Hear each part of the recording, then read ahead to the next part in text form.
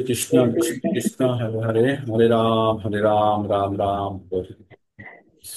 ओम नमो भगवते वासुदेवाय। ओम नमो भगवते वासुदेवाय। ओम नमो भगवते वासुदेवाय। সকলকে আবার প্রণাম জানিয়ে আজকের প্রণাম অনুষ্ঠান। জানাই। তো আমরা ভগবদ গীতা পঠন করছি। ভগবদ গীতা কি? ভগবানের মুখ নিঃসৃত বাণী। অর্জুনকে কুরুক্ষেত্রে যুদ্ধক্ষেত্রে ভগবান এই জ্ঞান প্রদান করেছিলেন। যদিও অর্জুনকে প্রদান করেছিলেন এই জ্ঞান, কিন্তু প্রকৃতপক্ষে আমাদের জন্যই বা আমাদের কাছে একটা সুযোগ এনে দিয়েছে। সকলকে মুখ করে দিচ্ছি, আমাদের কাছে একটা সুযোগ এনে দিয়েছে। অর্জুন যে কথাগুলো শুনে উদ্ধার হয়েছিল, সেই কথাগুলো আমরা শুনে এবং উপলব্ধি করে আমাদের জীবনের মধ্যেও কিন্তু আমরা পরিবর্তন আনতে পারি। আর সেটাই হবে সব থেকে বুদ্ধিমানের কাজ। তো আমরা ভগবত গীতা পঠন করছি। ভগবত গীতা থেকে আমরা 5টি বিষয় সম্বন্ধে জানতে পারি। 5টি বিষয় কি? প্রথমটি হচ্ছে ঈশ্বর, দ্বিতীয়টি হচ্ছে জীব, তৃতীয়টি হচ্ছে সময়, চতুর্থ হচ্ছে প্রকৃতি, আর পঞ্চম বিষয়টি হচ্ছে কর্ম। এই কর্মের উপরে নির্ভর করে আমাদের ভবিষ্যৎ বা বর্তমান জীবনটা স্থিত আছে। বর্তমান জীবন স্থিত কিভাবে? আমাদের অতীতের বর্তমান হচ্ছে আমাদের অতীতের ভবিষ্যৎ। কথাটা বোঝার চেষ্টা করবেন। আমাদের বর্তমান হচ্ছে অতীতের ভবিষ্যৎ ছিল। যখন আমরা অতীতে ছিলাম, তখন আমরা যেমনটি কর্ম করেছি তার ফলস্বরূপ বর্তমান রূপের ভবিষ্যৎকে পেয়েছি। হ্যাঁ, এবার বর্তমানে আমরা যেমন করব, যা করব, তার উপরে নির্ভর করছে আমাদের ভবিষ্যৎ। তো কালকে যারা ক্লাসে ছিলেন তাদের আমি বলছিলাম রামের গল্পটা। রাম ক্লাস 7-এ যেমন পড়বে তার রোল নাম্বার 8-এ হবে। আর ও 6-এ যেটা পড়ে এসছে, তার কারণে ওর 7-এর রোল নাম্বার 47 হয়ে গেছিল, তাই না? তো সেই জন্য আমাদের জানতে হবে, আমরা এখন ক্লাস 7-এ আছি। আমরা আমাদের অতীতে গিয়ে আমাদের জীবনকে আমরা শুধরাতে পারবো না, বর্তমান জীবন শুধরাতে পারবো না। আর এই জীবনে যতই চেষ্টা করি আমাদের বর্তমান জীবন আমাদের পাল্টাবে। তাহলে আমাদের কি করতে হবে? আমাদের ভবিষ্যৎটাকে সিকিউর করতে হবে। আমাদের ভবিষ্যৎ জীবনটাকে ঠিক করার জন্য আমাদের যথেষ্ট জ্ঞান অর্জন করে সেই জ্ঞানের ব্যবহারিক প্রয়োগে আনতে হবে। তাহলেই কিন্তু আমরা আমাদের মানব জীবনের সার্থকতা পেয়ে যাব। তো আমরা ভগবত গীতা পঠন করতে গেলে আমরা ভগবত গীতাতে কি পেলাম? তাহলে কর্ম অত্যন্ত গুরুত্বপূর্ণ, যার দ্বারা আমাদের বর্তমান অবস্থা আমাদেরকে প্রদর্শিত করছে। কোন কর্ম? এটা আমরা যেটা অতীতে করে রেখেছি সেই কর্মের ফল হিসাবে বর্তমান জীবন আমাদের কাছে। এবং এই বর্তমান জীবনের যে ধরনের আমরা কর্ম করব, সেই ধরনের ফল কিন্তু আমাদের ভবিষ্যৎ জীবনের মধ্যে পরিলক্ষিত হবে। এবার আপনারা বলতে পারেন, ভবিষ্যৎ কে দেখেছে? ভবিষ্যৎ কে দেখেছে? আপনার জীবনের হয়তো ভবিষ্যৎ দেখেননি, কিন্তু অন্যের জীবনের মাধ্যমে আপনারা ভবিষ্যৎটা দেখতে পারবেন। যখন দেখবেন যে একই সময়ে একই জায়গাতে একটি সন্তান একটা গরিবের ঘরে জন্মগ্রহণ করলো, একটা বড় লোকের ঘরে জন্মগ্রহণ, তখন আপনারা বলতে পারবেন ওই সন্তান দুটোর মধ্যে কি দোষ আর কি গুণ ছিল, যার জন্য একজন একদম গরিব মানুষের ঘরে জন্মগ্রহণ করেছে আর একজন অত্যন্ত বড় ধনী ব্যক্তির ঘরে জন্মগ্রহণ করেছে? বলতে পারবেন না। তখন বলবেন যে এটা প্রকৃতির নিয়মে হয়েছে বা ভগবান। তখনই আমাদেরকে ভগবানের কাছে ফিরে যেতে হবে। তার মানে তাদের পূর্বজন্মকৃত পুণ্যের ফল হিসাবে তারা ঘর পেয়েছে, ঠিক, যাতে তারা পরবর্তী জীবনটা ঠিক মতো, যেমনটা একটা সাইকেল নিয়ে আমরা উঁচু ব্রিজের উপরে যদি যাই, গিয়ে তারপরে উঁচু ব্রিজের উপরে সাইকেলটা নিয়ে সাইকেলের উপরে চড়ে আমরা সাইকেলে প্যাডেল না করলেও কিন্তু সাইকেল অত্যন্ত দ্রুত গতিতে নিচের দিকে নামতে থাকবে। তো তখন তো আমি কোনো শক্তি দিচ্ছি না, তবুও কেন সাইকেল দ্রুত গতিতে নামছে? কারণ কখনো না কখনো আমি কষ্ট করে ওই সাইকেলটা নিয়ে ওই পাহাড়ের উপরে বা ব্রিজের উপরে উঠেছি, উঁচু রাস্তার উপরে উঠেছি। তাই প্যাডেল না করলেও আমাদের গাড়ি দ্রুত চলছে। তো এইভাবে যখন গাড়ি দ্রুত চলছে কোনো প্যাডেল না করা সত্ত্বেও, আর আমি যদি ভাবি এইভাবেই সবসময় চলবে, তাহলে এটা আমার খুব ভুল ধারণা হবে, তাই না? এক সময় আসবে যখন ওই ঢাল শেষ হয়ে যাবে, তখন জোরে প্যাডেল করলেও আগের মতো গতি আর পাওয়া যাবে না। তাই আমাদের জানতে হবে, আমাদের এই জীবনে যদি সামান্যতম সুখ স্বাচ্ছন্দ্য থেকে থাকে বা দুঃখ কম থেকে থাকে, তাহলে জানবেন এটা কিন্তু চিরস্থায়ী ব্যবস্থা না। আপনারা কখনো না কখনো কষ্ট করেছেন, সেই ফলস্বরূপ হিসাবে এই যে সুখ আনন্দ ভোগটা করছেন। তবে মাথায় রাখতে হবে, এই সুখ আনন্দ ভোগের মধ্যে ডুবে না গিয়ে ভবিষ্যৎকে সিকিউর করার জন্য কিন্তু আমাদের জ্ঞান অর্জন করতে হবে এবং জ্ঞানের ব্যবহারিক প্রয়োগ করতে হবে। আমাদের জ্ঞান কি জ্ঞান অর্জন করতে হবে? আমাদের জীবনের উদ্দেশ্য কি সেটা জানতে হবে। আর জীবনের উদ্দেশ্য জেনে গিয়ে আমাদের জীবনকে সম্পূর্ণভাবে ঠিকভাবে ব্যবহার করতে হবে। আমাদের জীবন, আমরা মনুষ্য হচ্ছে ভগবানের সর্বশ্রেষ্ঠ জীব মনুষ্য। এই যে 84 লক্ষ প্রজাতির যতগুলো প্রাণী আছে তার মধ্যে সব থেকে শ্রেষ্ঠ হচ্ছে মনুষ্য। আর এই মনুষ্য জীবনেই আমাদের সম্ভব ভগবত ভক্তি প্রাপ্ত করা। আমরা পিঁপড়ে সম্বন্ধে পঠন করতে পারি, আমরা হাতি সম্বন্ধে পঠন করতে পারি, আমরা মনুষ্য সম্বন্ধে পঠন করি, আমরা ছাগল গরু যত কিছু প্রাণী সব কিছু সম্বন্ধে আমরা পঠন করতে পারি। কিন্তু আর কোন প্রাণীটা আছে বলুন তো মানুষ সম্বন্ধে পঠন করছে বা এই সমস্ত? কেউ নেই। আর এত বিকশিত বুদ্ধি ভগবান শুধু মনুষ্যকেই দিয়েছে। তাই মনুষ্য জীবন অত্যন্ত গুরুত্বপূর্ণ, অত্যন্ত গুরুত্বপূর্ণ। এই জীবনেই শুধু ভগবত ভক্তি পাওয়ার জন্য চেষ্টা করা সম্ভব, আর কোনো জীবনে সম্ভব নয়।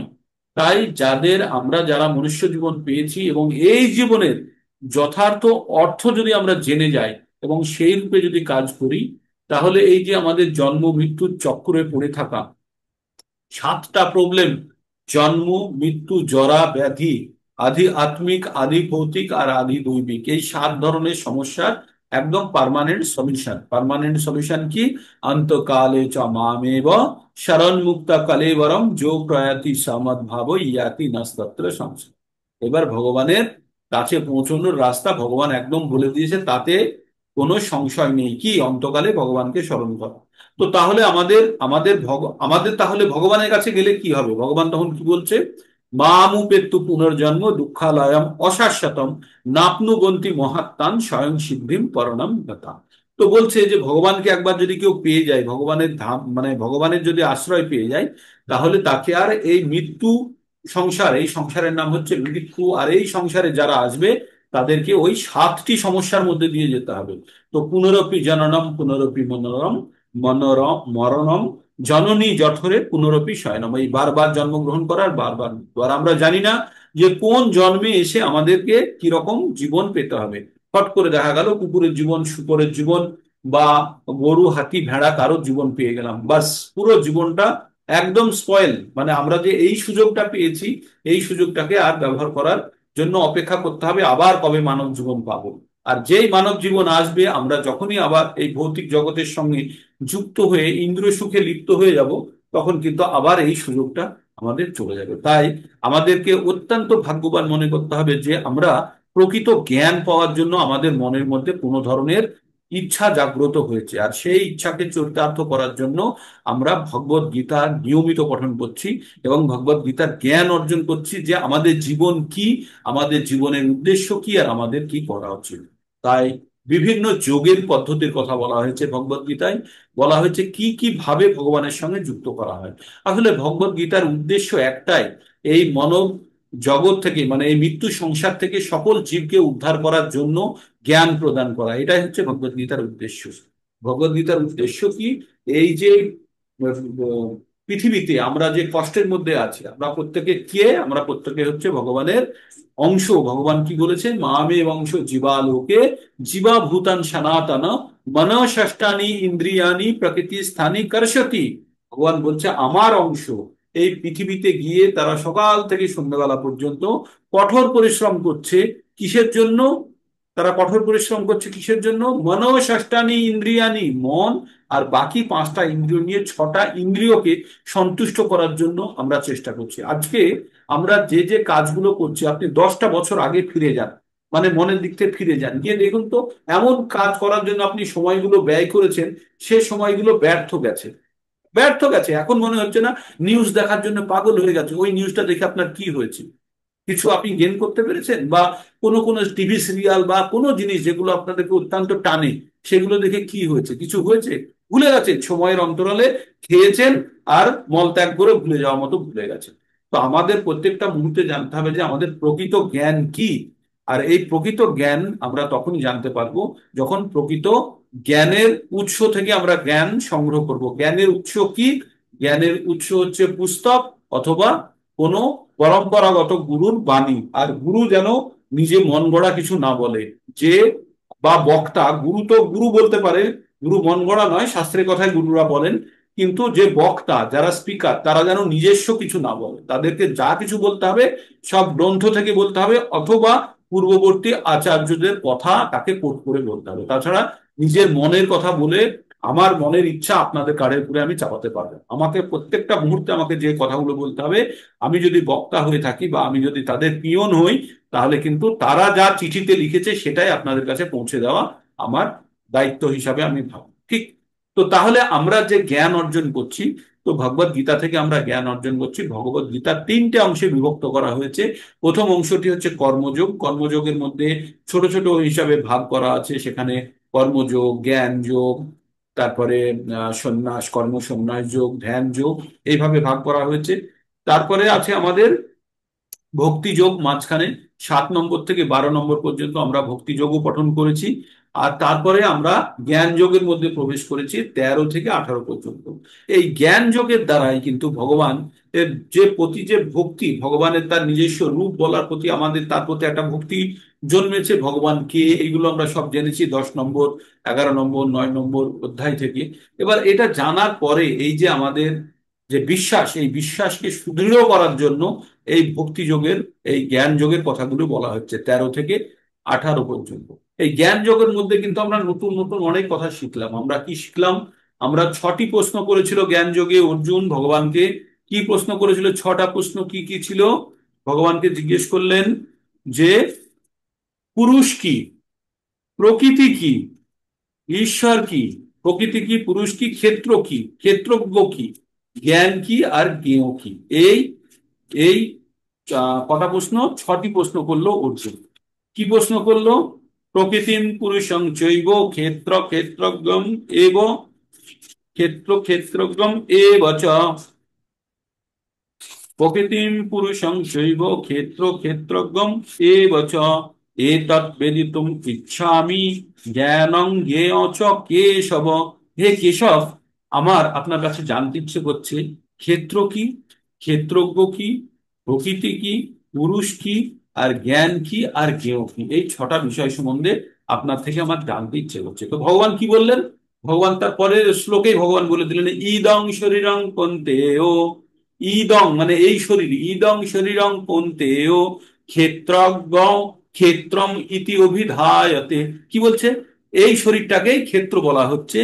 এদৎ বেদিত, এদৎ যো বেদিতং প্রাহু, এদং বেদিতং, এদৎ বেদি যো তং প্রাহু, মানে এটাকে যে জানে, তং প্রাহু, প্রাহু মানে বলা হয় ক্ষেত্রজ্ঞ ইতি অভিধ, ক্ষেত্রজ্ঞ ইতি তদ্বিধ।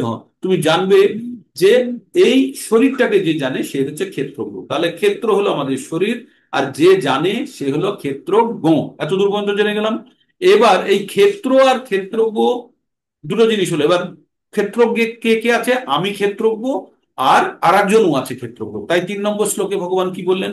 ক্ষেত্রজ্ঞং চাপি মাং বিদ্ধি সর্বক্ষেত্রেষু ভারত, ক্ষেত্র ক্ষেত্র জ্ঞানং যত্তৎ জ্ঞানং মতম মম। ভগবান কি বললেন? এই যে তুমি আমাকেও ক্ষেত্রজ্ঞ হিসেবে জানবে, মানে আমাদের শরীর সম্বন্ধে আমরা জানি এবং ভগবানও জানে, কারণ ভগবান পরমাত্মা রূপে আমাদের শরীরে বর্তমান, সেটা পরবর্তীতে ব্যাখ্যা করছেন, বলেছেন। তো তাহলে আমরা কি জানলাম? তাহলে ক্ষেত্রজ্ঞ কজন? দুজন। আমার ক্ষেত্রজ্ঞ হচ্ছে দুজন, আমি আর আমার পরমাত্মা। আপনাদের ক্ষেত্রজ্ঞকে আপনি নিজে আত্মা এবং আপনার পরমাত্মা, আমাদের সকলে পরমাত্মা এক। তাহলে আমাদেরকে কে জানে? আমাদেরকে আমি জানি আর পরমাত্মা জানে। এবং প্রত্যেকটা জীবকে ভগবান জানেন কিভাবে? তাদের হৃদয়ে পরমাত্মা রূপে বসে থেকে। তো তাই বললেন। তাহলে এবার জ্ঞান কি হলো? জ্ঞান হলো যে এই ক্ষেত্র আর ক্ষেত্রজ্ঞ কে যে জানে সে হচ্ছে, সেটাই হচ্ছে জ্ঞান। যেটা জানা যায় ক্ষেত্র আর ক্ষেত্রজ্ঞ সম্বন্ধে, যেটা জানা যায় সেটা হচ্ছে জ্ঞান। তো জ্ঞানের জন্য আমরা কতগুলো আমরা পড়লাম? 19টা 20টা আমরা বিষয় পড়েছি জ্ঞানের। কি কি জ্ঞানের বিষয়গুলো কি কি? পঞ্চভূত। আচ্ছা, 24টা পঞ্চভূতের কথা আপনাদের মনে আছে? 24টা মনে আছে তো সকলকে? আমি জিজ্ঞেস করবো কিন্তু এবার থেকে, আমি প্রতিদিন বলছি আপনাদেরকে, অন্তত আমি 20 বার বলেছি এটা। এগুলো কিন্তু আমি জিজ্ঞেস করবো, এবার আপনাদেরকে বলতে হবে। কি 24টা তত্ত্ব কি? 24টা তত্ত্বের মধ্যে হচ্ছে 5টি পঞ্চভূত: জল, বায়ু, অগ্নি, আকাশ আর মাটি। এই পঞ্চভূত, 5টি কর্মেন্দ্রিয়, 5টি জ্ঞানেন্দ্রিয়, 15টি, 5টি ইন্দ্রিয়ের বিষয়সমূহ, রূপ রস গন্ধ শব্দ স্পর্শ, 20টা হয়ে গেল। মন বুদ্ধি অহংকার, 23টা হয়ে গেল। আর প্রধান শতগুণ রজগুণ আর তমগুণের তিনটের যে সর্বশেষ যেটা আসছে, তিনটের থেকে যে রেজাল্ট্যান্ট আসছে সেটাকে বলছে প্রধান। তাহলে 24টা তত্ত্ব হলো। এই 24-এর মধ্যে যখন আত্মা প্রবেশ করছে তখন হয়ে গেল 25টি একটি সম্পূর্ণ জীব। ঠিক? তো তাহলে আমাদের এই 24টি তত্ত্ব হচ্ছে কি তত্ত্ব? এটা হচ্ছে অপরা তত্ত্ব। আমরা বলেছিলাম না, নিকৃষ্ট তত্ত্ব ভগবানের বহিরঙ্গ শক্তি দ্বারা তৈরি, আর অন্তরঙ্গ শক্তি কি? ভগবানের আত্মা। তাহলে এই আত্মা, আমরা আমরা যারা জীব তারা দুটো জিনিস দিয়ে তৈরি। একটা হচ্ছে ভগবানের বহিরঙ্গ শক্তি, সেটা হচ্ছে প্রকৃতি, আর ভগবানের অন্তরঙ্গা শক্তি হচ্ছে আত্মা। তাহলে আমরা অন্তরঙ্গা আর বহিরঙ্গা শক্তি দিয়ে যেহেতু তৈরি, সেই জন্য আমাদেরকে কি বলা হয়? তথ্যষ্ঠ শক্তির পাঠ। মানে জলেও নেই, ডাঙাতেও নেই, একদম বাউন্ডারিতে আছে। মানে আমরা চাইলে এদিকেও যেতে পারি, আমরা চাইলে ডাঙার দিকেও যেতে পারি, চাইলে জলের দিকে। জলের দিকে যদি ভগবান হয়, আর ডাঙার দিকে আছে প্রকৃতি বা মায়া। ঠিক? তাহলে আমরা যখন ভগবানের দিকে থাকি, কখনো কখনো যখন আমরা ভগবান ভক্তি করি, ভগবানের কথা শুনি, তখন ভগবান নিয়ে আলোচনা করি। এই সকালবেলাতে আমরা অন্তরঙ্গা শক্তির দিকে আছি। যেই আবার জড় জগতের মধ্যে ফিরে যাব, যে কর্মব্যস্ততার মধ্যে ফিরে যাব, ভগবানকে আলাদা করে দেব, তখন আবার কিন্তু আমরা জড় জগতের মায়ার জগতে চলে আসবো। তো এইভাবেই আমাদের কিন্তু শিফটিংটা চলতে থাকে। তাহলে আমরা যতক্ষণ বেশি অন্তরঙ্গ শক্তির দিকে থাকতে পারবো, ততই আমরা ভগবানের কাছাকাছি যাবো। ধীরে ধীরে ধীরে ধীরে করতে করতে একসময় সম্পূর্ণরূপেই জলের মধ্যে আমরা থাকবো, আর আমরা কিন্তু ডাঙার দিকে আসবো না। তখনই আমরা কিন্তু সম্পূর্ণভাবে ভগবানের মানে আরাধনায় সমাহিত হতে পারবো। ঠিক? তো ভগবান এই 24টি তত্ত্বের কথা বলেছে, 24টি তত্ত্ব আপনাদের যেন মাথায় থাকে। তারপরে ভগবান কি বললেন? জ্ঞানের কথা বললেন। জ্ঞান কি?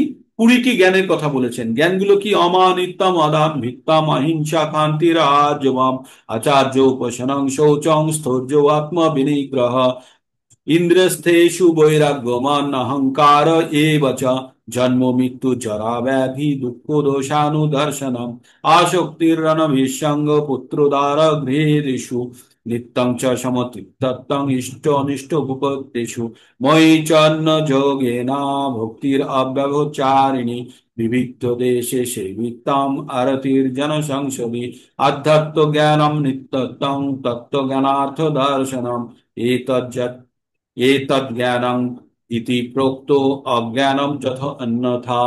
তো এই 8 থেকে 12 নম্বর শ্লোক পর্যন্ত জ্ঞান কাকে বলে সেটা বলে দিয়েছে। জ্ঞানের জন্য কি বলেছে? অমানিত্ব, দম্ভশূন্যতা, অহিংসা, সহিষ্ণুতা, সরলতা, সদ্গুরু সেবা, শৌচ, স্থৈর্য, আত্মসংযম, ইন্দ্রিয় বিষয়ে বৈরাগ্য, অহংকার শূন্যতা, জন্ম মৃত্যু জরা ব্যাধিতে দুঃখাদি দর্শনম, মানে এগুলো খারাপ জিনিস ভাবা, আসক্তি শূন্যতা, স্ত্রী পুত্র গৃহাদিতে অনভিবেশ রহিত, সুখ দুঃখে সমচিত্ত, ভগবানের প্রতি অনন্য ও অব্যভিচারিণী ভক্তি। এটাতে আন্ডারলাইন করে নিন, ভগবানের প্রতি অনন্য এবং অব্যভিচারিণী ভক্তি। তারপরে কি বললেন? নির্জন স্থান প্রিয়তা, জনাকীর্ণ স্থানে অরুচি, আধ্যাত্ম জ্ঞানে নিত্য বুদ্ধি এবং তত্ত্বজ্ঞানের প্রয়োজনীয় অনুসন্ধান। এই সমস্তকে জ্ঞান বলে কথিত, আর বাকি সব যত কিছু আছে বাকি সব অজ্ঞান। তো এইগুলো আমাদের, কার কার কাছে গ্রন্থ নেই? হাত তুলবেন তো, কার কাছে গ্রন্থ নেই? কারো কাছে এমন আছেন কেউ যার কাছে ভগবদ গীতা নেই? এই এই চ্যাপ্টারের এই অংশগুলো খুব পঠন করা খুব প্রয়োজন, খুবই প্রয়োজন। আমি তো গড়গড় করে বলে দিচ্ছি, কিন্তু আপনারা যদি আর একবার যদি না পঠন করেন না, সেগুলো মনের মধ্যে ঢুকবে না। তাই যার কাছে নেই প্লিজ আপনারা তাড়াতাড়ি সংগ্রহ করুন, না হলে কিন্তু এই প্রকৃত জ্ঞান লাভ করা যাবে না। শুনে হয়তো কিছুক্ষণ শুনবেন, তারপরে আবার ভুলে যাবেন না। তো সেই জন্য আপনাদের এই শোনার পরে আর একবার যখন আপনারা পঠন করবেন, তখন কিন্তু আরো মনের মধ্যে স্থায়ীভাবে বসে যাবে। আর আমি প্রতিদিন এই জন্যই বলি, এটা 3 বার 4 বার আমি বলছি আপনাদেরকে, যাতে আপনাদের মস্তকে এটা প্রবেশ করে। তো এই জ্ঞানের কথা বললেন ভগবান, বললেন তো। তারপরে ভগবান এবার জ্ঞেয় সম্বন্ধে বলছেন। জ্ঞেয়, জ্ঞেয় অর্থাৎ কে? ভগবান। জ্ঞেয় অর্থাৎ ভগবানের কথা, মানে জ্ঞেয় কথার অর্থ হচ্ছে যাকে জানা যায়। যাকে জানা যায়, কাকে জানা যায়? ঈশ্বরকে জানা যায়। তাই ভগবান বিভিন্ন বললে আমি এমন জ্ঞাতব্য বিষয়, জ্ঞাত মানে জ্ঞেয়কে, জ্ঞেয় হচ্ছে সংস্কৃত শব্দ, আর বাংলায় হচ্ছে জ্ঞাতব্য। জ্ঞাতব্য কথার অর্থ হচ্ছে যাকে জানা যায়। তো ভগবান কি বললেন? জ্ঞেয়ং চত, জ্ঞেয়ং যত তৎপ্রবক্ষ্যামি জ্ঞেয়ং যত্তৎ প্রবক্ষ্যামি যজ্জৎ জ্ঞাত অমৃত অশ্নুতে অনাদি মৎপরং ব্রহ্ম না সত্য না অনু সত্য নাশ দুচতে। এটা কি হচ্ছে কথাটা? সত্তা ন অসৎ উচ্চতে। তো ভগবান কি বললেন এখানে? আমি এখানে জ্ঞাতব্য বিষয় সম্বন্ধে বলবো যা জেনে অমৃতত্ব লাভ করবে। অমৃতত্ব, মৃত মানে জগৎ সংসার, কিন্তু আর যাদের মৃত্যু হবে না তাদেরকে বলে অমৃতত্ব লাভ করা। আর সেই জ্ঞেয় জ্ঞেয় অনাদি আমার আশ্রিত তাকে বলা হয় ব্রহ্ম। তা কার্য কারণের অতীত। ব্রহ্ম কোনো কার্যকরণের অতীত নয়। ব্রহ্ম মানে এখানে হচ্ছে পরম ব্রহ্মের কথা বলা হচ্ছে। এবার একটা জিনিস আমরা কি জেনেছি, যে যা সম্বন্ধে জেনে, কার সম্বন্ধে? ঈশ্বর সম্বন্ধে। আমরা 4 নম্বর অধ্যায়ের 9 নম্বর শ্লোক কিন্তু আমরা পড়েছি, মনে আছে? 4 নম্বর অধ্যায়ের 9 কি বলেছে? ভগবান সম্বন্ধে যদি কেউ জ্ঞান লাভ করে যায় তার কি হয়? সে জন্ম মৃত্যুর চক্র থেকে বেরিয়ে যায়। ভগবান কি বলেছেন? ভগবান বলছেন, জন্ম কর্ম চ মে দিব্যম এবং যো ব্যক্তি তত্ত্বতঃ তক্তা দেহং পুনর্জন্ম নৈতি মামেতি সহজ। হে অর্জুন, যে আমার জন্ম এবং কর্ম সম্বন্ধে সম্পূর্ণভাবে জেনে গেছে, সে মানে দেহত্যাগের পরে পুনরায় জন্মগ্রহণ করে না। তো এখানেও সেই একই কথা বলছে, আমি এখন জ্ঞাতব্য বিষয় সম্বন্ধে বলবো যা জেনে অমৃতত্ব লাভ করবে। অমৃতত্ব লাভ করা মানে যে আর মরবে না, মানে যার আর পুনরায় জন্ম হবে না, ঠিক? সেই জ্ঞেয় বস্তু অনাদি। আমরা কি জানি? ঈশ্বর পরম কৃষ্ণ সচ্চিদানন্দ বিগ্রহ অনাদির আদি গোবিন্দ। অনাদি, অনাদিকে ভগবান। তো অনাদির আদি গোবিন্দ। আর এইবার অনাদিতে আশ্রিত মানে অনাদি শরণাপন্ন হওয়াটাকে বলছে আশ্রিত। তাকে বলা হয় ব্রহ্ম। তার কার্য কারণের অতীত। মানে আমাদের, আমার দুটো জিনিস, ব্রহ্ম কি? আমাদের আত্মার অ্যাকচুয়াল অবস্থা উপলব্ধি করে সেই অবস্থায় থাকা কি বলছে? ব্রহ্ম স্থিতি। আমরা প্রত্যেকে, আমাদের আত্মা, আমরা ব্রহ্ম প্রত্যেকে। পরম ব্রহ্ম হচ্ছে ভগবান। তাহলে পরম ব্রহ্ম হচ্ছে ভগবান, আর আত্মার উপরে যখন আমি অবস্থিত হচ্ছি, আমরা কিন্তু শরীরের উপরে অবস্থিত হয়ে আছি।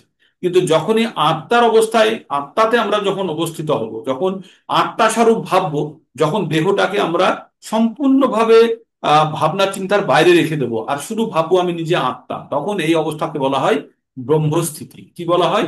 ব্রহ্মস্থিতি। আর যখন ব্রহ্মস্থিতিতে কেউ চলে আসে, তখন কি হয়? সকলকে সমান দেখে। তার মধ্যে তখন আর কাউকে, কারণ প্রত্যেকের ভিতরেই তো ব্রহ্ম দেখছে না সে, সে তো প্রত্যেকের ভিতরেই ঈশ্বর দেখছে, প্রত্যেকের ভিতরেই আত্মা দেখছে।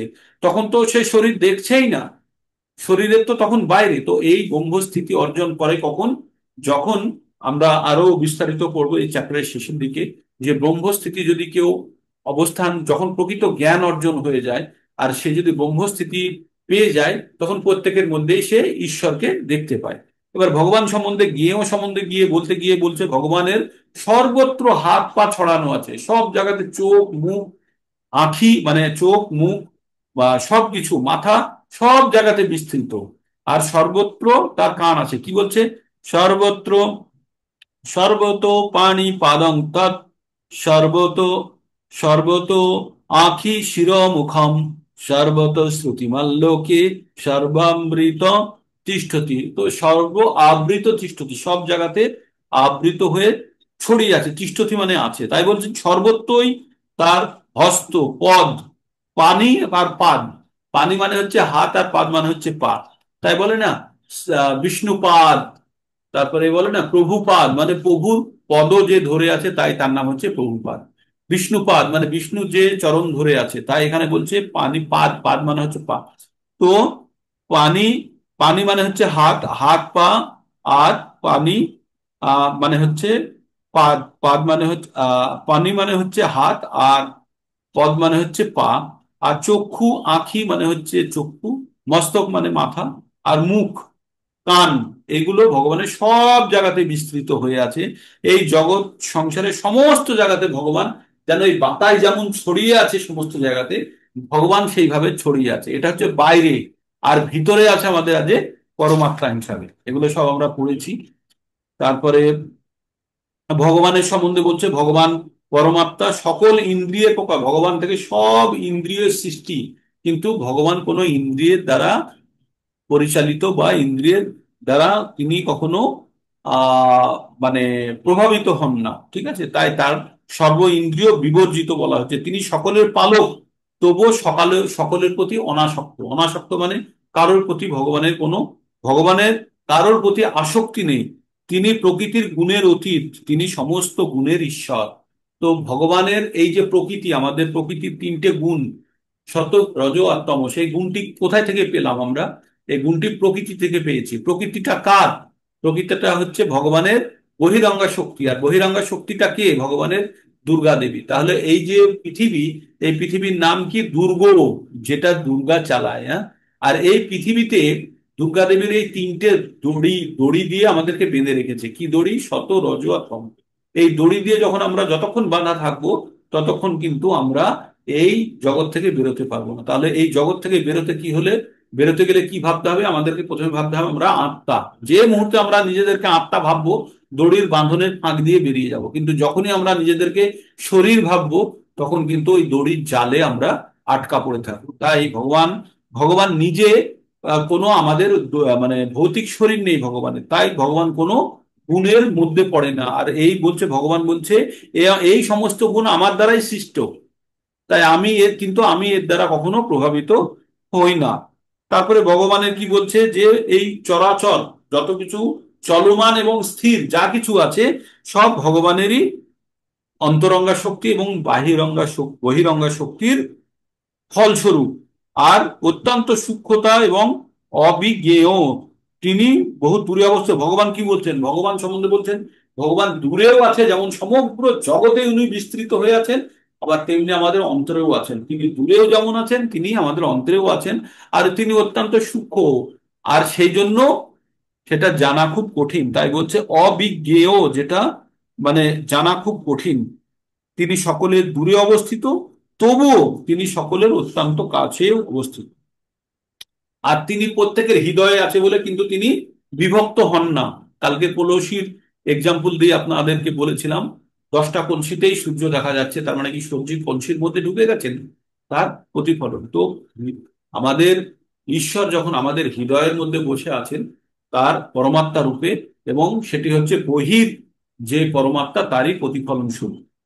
তো আমরা তাহলে কি জানতে পারলাম? যে ঈশ্বর ঈশ্বর আমাদের সবকিছু সৃষ্টির মূল ধারক, সব গুণ, বহিরঙ্গা শক্তি যা কিছু ভগবানের, এবং দ্বারা ভগবানের শক্তির দ্বারা আমরা চালিত। যখন আমরা এই শরীরকে, আমরা যখন এই 24টি তত্ত্ব এবং আত্মা দিয়ে আমরা যখন ভৌতিক জীবনের মধ্যে আছি, তখন কিন্তু বহিরাঙ্গ শক্তির দ্বারা চালিত। যখন আমরা আধ্যাত্মিকতার মধ্যে থাকি, তখন কিন্তু ভগবানের অন্তরঙ্গা শক্তি দ্বারা চালিত। ভগবানের অন্তরঙ্গা শক্তি কে? ভগবানের অন্তরঙ্গা শক্তি হচ্ছে আল্লাদিনী শক্তি। রাধারানীকে বলা হয় ভগবানের অন্তরঙ্গা শক্তি বা আল্লাদিনী শক্তি।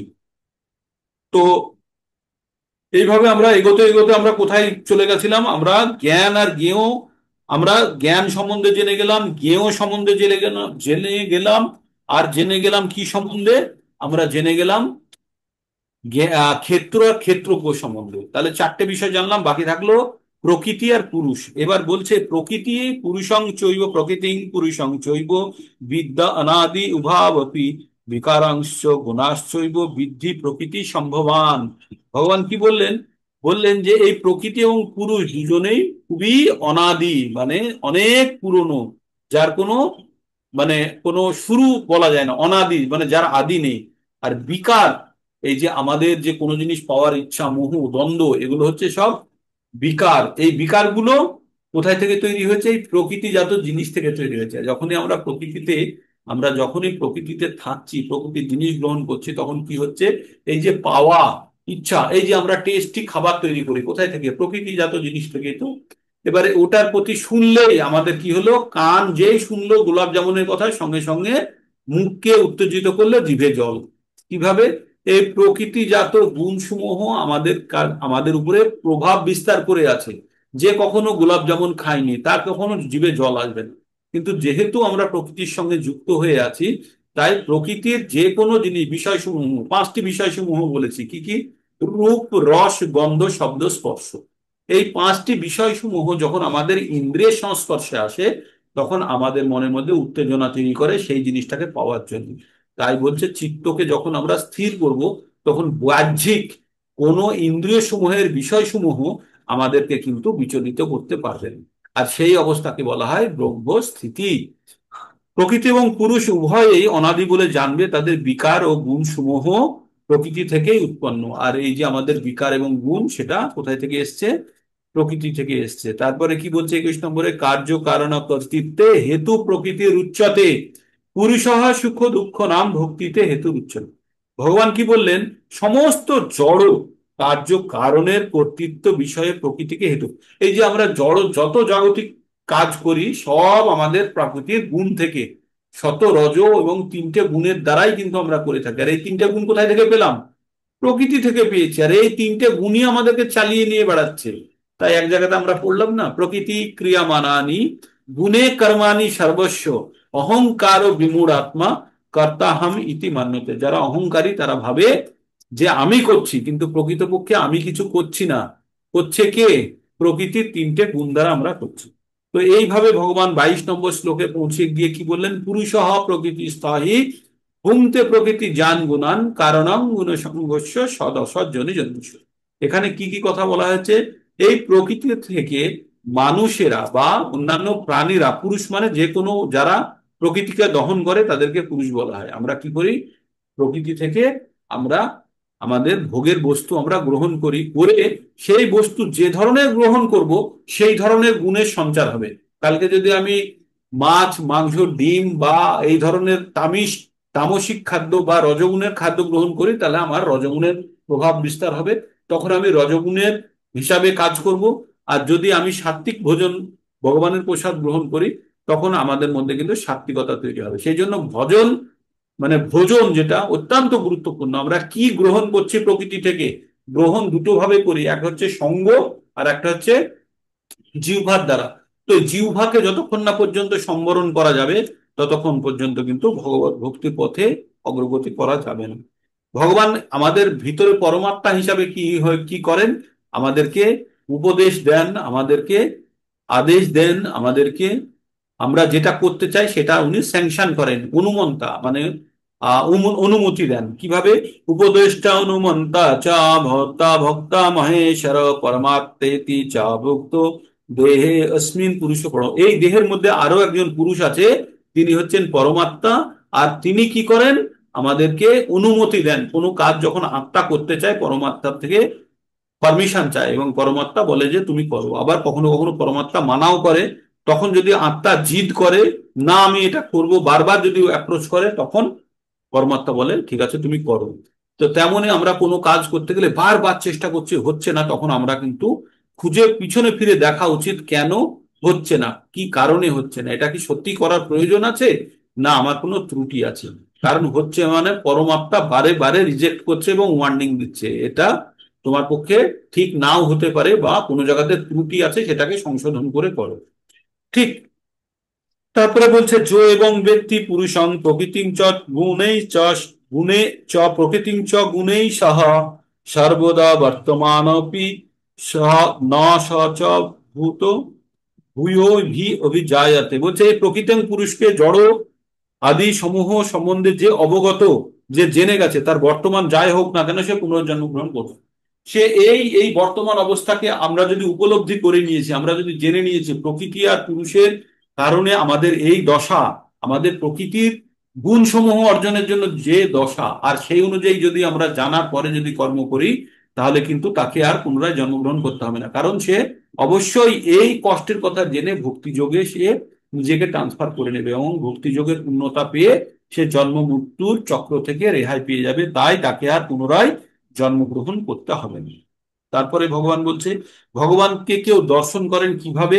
ভগবানকে কেউ ভক্তিযোগের দ্বারা দর্শন করেন, কেউ সাংখ্য যোগের দ্বারা দর্শন করেন, কেউ অন্যরা কর্মযোগেও, আবার কেউ ভাবেন যে কর্মযোগের দ্বারা ভগবানকে দর্শন করি। তো এইভাবে বিভিন্ন ভাবে দর্শন করা যায়। ভগবানের বিভিন্ন যোগের কথা বলেছেন, আর বিভিন্ন যোগ দিয়ে করা যায়, কিন্তু প্রত্যেকটা যোগ পারফেক্ট হতে হবে। তাই ভক্তি যোগ সব থেকে সহজ। তাই ভগবান অর্জুনকে বারবার বলেছে তুমি ভক্তি যোগের দিকে যাও। 6 নম্বর অধ্যায়ের লাস্ট শ্লোকে বলেছিল অর্জুন তুমি যোগী হও, কি ভক্তি যোগী। আবার অন্যেরা অনেকেই আছে আমাদের মধ্যে যারা আমরা এই পুরো তত্ত্বটা জানি না, কিন্তু কারোর মুখ থেকে শুনে আমরা তার বলা পদ্ধতি ফলো করে আমরা কিন্তু এই জন্ম মৃত্যু চক্র থেকেও আমরাও কিন্তু বেরোতে পারি, সেটাই 26 নম্বরে বলা হয়েছে। তো এবার বলছে এই পৃথিবীতে যত স্থাবর এবং জঙ্গম, মানে যেটা চলতে পারে আর যেটা চলতে পারে না, তাকে বলা হয় স্থাবর এবং জঙ্গম। যেটা চলতে পারে তাকে বলা হয় জঙ্গম, আর যেটা চলতে পারে না তাকে বলা হয় স্থাবর। সবকিছু এই ক্ষেত্র আর ক্ষেত্রজ্ঞ থেকেই তৈরি হচ্ছে। ক্ষেত্র মানে হচ্ছে শরীর, আর ক্ষেত্রজ্ঞ মানে যে জানে, মানে ঈশ্বরের বহিরঙ্গা শক্তির দ্বারাই এই যত কিছু হচ্ছে সব তৈরি হচ্ছে। আর তার মধ্যে কে পরমাত্মাকে বসিয়ে দিচ্ছেন ঈশ্বর। তাহলে এই 24টা তত্ত্ব আর একটা তত্ত্ব দিয়ে 25টা তত্ত্ব দিয়ে তৈরি হচ্ছে ক্ষেত্র ক্ষেত্র। এবার যিনি সর্বভূতে সমানভাবে অবস্থিত বিনাশশীল দেহের মধ্যেও অবিনাশী পরমাত্মাকে দেখেন, তিনি তখন তিনি যথার্থই দর্শন করেন। একজন মানুষ যখন নিজেকে প্রকৃত স্বরূপ জেনে যাবে, প্রকৃত স্বরূপ কি? আমরা আত্মা। আর আমরা কোথায় বসে আছি? পরমাত্মার পাশে বসে আছে পরমাত্মা আমাদের শরীরের মধ্যে। এই শরীরটা কি? আমাদের বাহন বা বস্ত্র। এই জিনিসটা যে প্রকৃত রূপে দেখে নিয়েছে এবং উপলব্ধি করছে, সে কিন্তু প্রত্যেকের মধ্যে ঈশ্বরকে দেখতে পায়। ঈশ্বরকে দেখতে পাবে এবং কি দেখতে পাবে? আর সে এইভাবেই পরম গতি, যখন সে এটা প্রকৃতপক্ষে যে যখন দর্শন করতে শুরু করবে, তখন কিন্তু সে জন্ম মৃত্যুর চক্র থেকে মুক্ত হয়ে যাবে। সেটা আবার বলেছে, প্রকৃতৈব চ কর্মাণি ক্রিয়া কর্মাণি সর্বস্ব যো পশ্যতি তদাত্মনং তথা আত্মনং কর্তানাং স পশ্যতি। ভগবান কি বললেন? যিনি দর্শন করেন যে জড় প্রকৃতি দেহের দ্বারাই সমস্ত কর্মকৃত হয়, আত্মা কিছু করে না। আমাদের আত্মা কিন্তু শরীরের মধ্যে বসে আছে মালিক হিসাবে, গাড়ি চালাচ্ছে না, গাড়িতে বসে আছে। আর গাড়িকে চালাচ্ছে কে? এই শরীর। শরীররূপী বাহনকে চালাচ্ছে কে? মন, বুদ্ধি আর অহংকার। ঠিক আছে, এই শরীরকে চালাচ্ছে। তো সেজন্য আত্মা এই শরীরের মধ্যে অবস্থান থেকে আত্মা শুধু ইচ্ছা প্রকাশ করেছে, করে এই শরীর পেয়ে গেছে। এবার এই শরীর চলছে কি দিয়ে? প্রকৃতির গুণ দ্বারা এই শরীর নিজের থেকে চলছে, আর তাকে কন্ট্রোল করছে কে? মন, বুদ্ধি আর অহংকার। তাহলে আমাদের কাছে মন, বুদ্ধি, অহংকারে যদি আমাদের প্রকৃত বুদ্ধি জ্ঞান চলে আসে, তাহলে আমরা গাড়িকে ঠিক দিকে, ঠিক দিশাতে আমরা কিন্তু গাড়িকে তখন চালাবো। তাই বলছে যখন প্রকৃত রূপে কেউ স্বরূপ জেনে গেছে, তখন সে যথার্থই সকলের মধ্যে ঈশ্বরকে দর্শন করেন।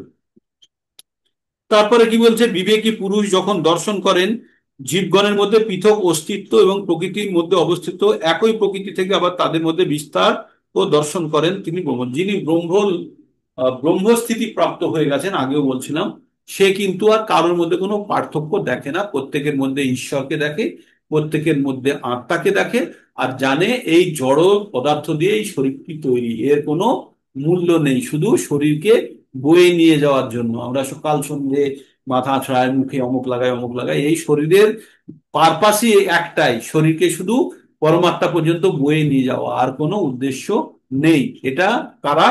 যারা ব্রহ্ম স্থিতিতে পৌঁছে গেছে তারাই শুধু এটা উপলব্ধি করে। আর ব্রহ্ম স্থিতিতে কারা পৌঁছয়? যারা আত্মা সম্বন্ধে প্রকৃত জ্ঞান পেয়ে সেটাকে উপলব্ধি করে, সেটাকে ব্রহ্মস্থিতি বলে। আর ব্রহ্মস্থিতিতে পৌঁছে গেলে কোনো জিনিস পাওয়া না পাওয়ার কোনো আকাঙ্ক্ষা থাকে না। সুখ দুঃখ, মিত্র শত্রু সব তখন এক হয়ে যায়। গ্রীষ্ম বর্ষা সব তার জন্য একই। তো তারপরে বলছে যে ভগবান ব্রহ্ম অবস্থায় জীব যখন দর্শন করেন, তো তখন ভগবান এই জড় জগতের যে জিনিসগুলোকে তখন তারা মাটিকে মাটি হিসাবেই দর্শন করেন। তার মধ্যে আর আর তিনি ভাবেন না যে এটা আমাদের শরীরের অংশ ছিল, বা আমাদের শরীর এত গুরুত্বপূর্ণ, মাটির গুরুত্ব নেই, এ কথা ভাবেন না। তিনি সকল জিনিসকেই সমানভাবে দেখেন। এবার ঈশ্বর সম্বন্ধে বলছে, যথা সর্বগতম সক্ষম সক্ষ আদাকাশং নো নো লিপ্যতে সর্বত্র স্থিত দেহ তথাত্মা নো লিপ্যতে। কি বলছে ভগবান? বলছে আকাশ যেমন সব জায়গাতে বিস্তৃত হয়ে, মানে বায়ু সব জায়গাতে বিস্তৃত হয়ে আছে, আকাশকে বলছে আমরা যখনই কোনো দূরের জিনিস দেখি তখন নীল দিয়ে ঘেরা দেখি, তো তার মানে আমরা আকাশ দিয়ে ঘেরা আছি। কিন্তু আকাশ আমাদের গায়ে মেখে যায় না। কি বলছে? যে যেমন সর্বগত হয়ে সূক্ষ্মতা হতো, যেহেতু অত্যন্ত সূক্ষ্ম, তাই কোনো বস্তুতে মাখে না, লিপ্ত হয় না। তেমনি ব্রহ্ম দর্শন সম্পন্ন দেহে জীবাত্মা অবস্থিত থেকেও দেহ ধর্মে লিপ্ত হয় না। আমাদের শরীরের মধ্যে আত্মা আছে থেকে আত্মা যখন নিজেকে ব্রহ্মস্থিতিতে নিয়ে যাবে, আত্মা যখন তার নিজের অবস্থিতি জানতে পারবে, তখন কিন্তু দেহের কোনো কর্মকাণ্ডে আত্মা কিন্তু লিপ্ত হয় না। এই জিনিসটাই বলছে। তার মানে যখন কেউ জেনে যাবে যে আমি কে, আমার প্রকৃত স্বরূপ জেনে যাবে, তখন দৈহিক প্রকৃতি যে যে সমস্ত কর্মকাণ্ড আমরা সাধারণত করতে উদ্যত হই সেগুলো থেকে বিরত থাকবে, শুধু শরীরকে বাঁচিয়ে রাখার জন্যই যতটুকু প্রয়োজন সেটাই করবে।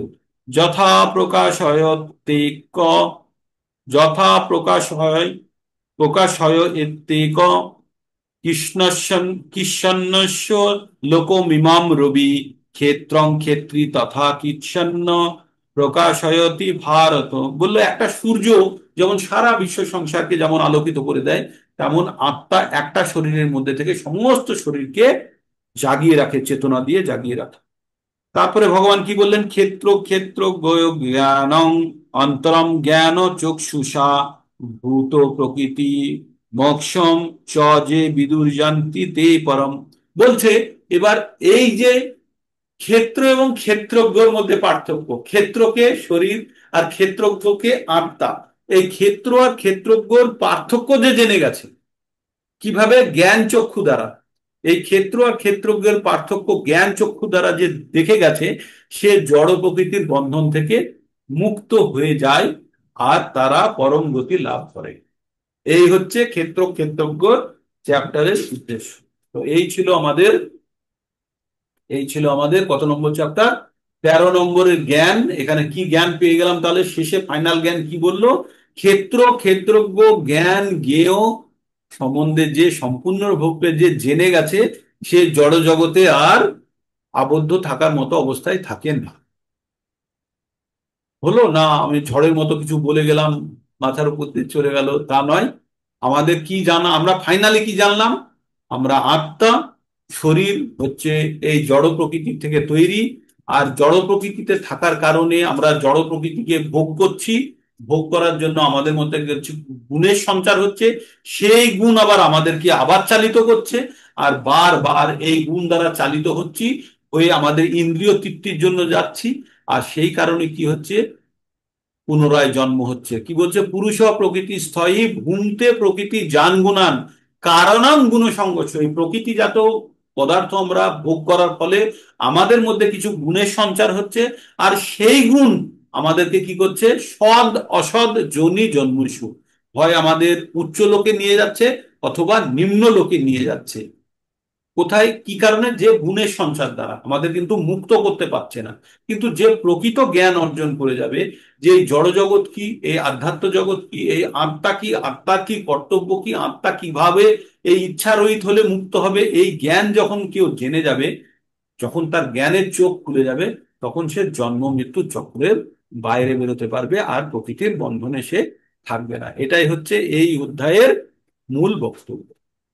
ক্যামেরা অন করুন, আপনারা যারা যারা ক্যামেরা দেখাতে পারবেন অ্যাটেন্ডেন্স হয়ে যাক। আর যাদের যাদের ক্যান্ডিডেট, আপনারা ফিরেছেন নাকি, মায়াপুর পার্টি ফিরেছেন? হ্যাঁ।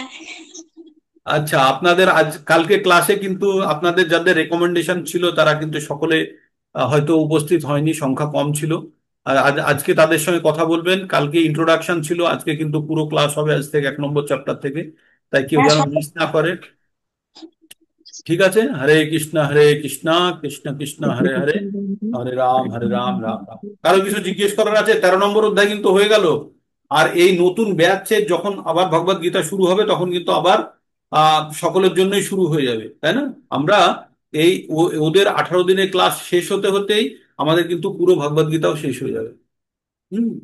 তো তারপরে আবার যখন নতুন ভাবে শুরু করব, তখন কিন্তু ওই সিনিয়র আর জুনিয়র ব্যাচ হয়ে যাবে, মাথায় থাকে জানো। সেই জন্য যাদের আপনাদের ক্যান্ডিডেট আছে তাদেরকে কিন্তু ঠিকভাবে আপনারা বলুন যে ওরা যেন ক্লাসগুলো অ্যাটেন্ড করে, আর অ্যাটেন্ড করলে তবেই কিন্তু জ্ঞানটা অর্জন করতে পারবে। হ্যাঁ মাতাজি বলুন, শম্পা হ্যাঁ, মাতাজি। হরে কৃষ্ণ, প্রণাম প্রভু।